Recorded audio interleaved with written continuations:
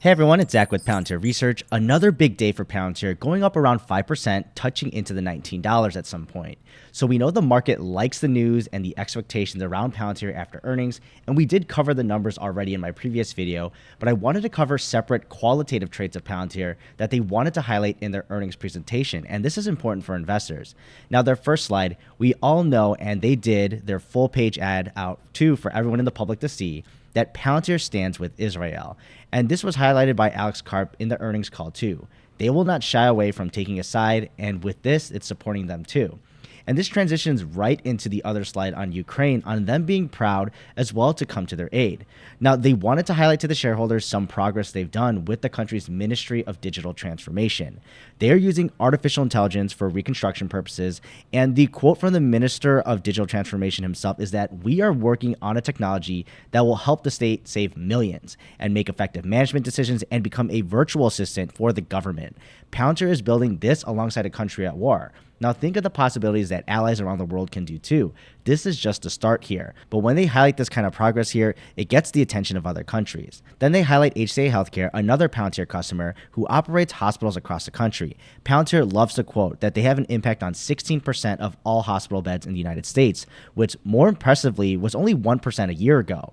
This is so quick. HCA loves Palantir. They are scaling to over 180 hospitals and 90,000 nurses. This is a massive industry ripe for disruption, and Palantir already appears to be the leading in a real way. Then in recent news, they wanted to tout, because not everyone follows the company closely like us investors, but more so for clients. Number one, they were ranked in 2023 AI, data science, and machine learning, and that's for the study by Dresner. This marketing material is so powerful because you're not just saying it yourselves, right? But you're actually being measured up against players in the AI space and those competitors, where it may just be the first time that a customer hears about Palantir, and thankfully it'd be in a positive light here at number one. Then AIP Con, they unveiled all the workflows and partners they developed with, and this is so crucial too, to show because the diversity of industries, size, services, which means the needs of the product each client has to get out of it is different for everyone. Yet Palantir covers this. Their products are so powerful enough to be scaled, yet customized, so it sounds like the holy grail here to me. And then boot camps. They just have to keep touting this, and this is important. 0 to use case in 5 days or less. They tout some being done in hours or less than a day. They are on track to conduct boot camps for more than 140 orgs by the end of November. And then think of the multi-million-dollar contract sizes that Palantir closes over time. And hopefully they can bring on more capacity over time as they get better and better at conducting these. But these customers get a real product at the end, and that taste will hook them for more Palantir. And the testimonial itself is awesome. It's from a data scientist, not a C-suite executive. 8 hours they got the results they wanted.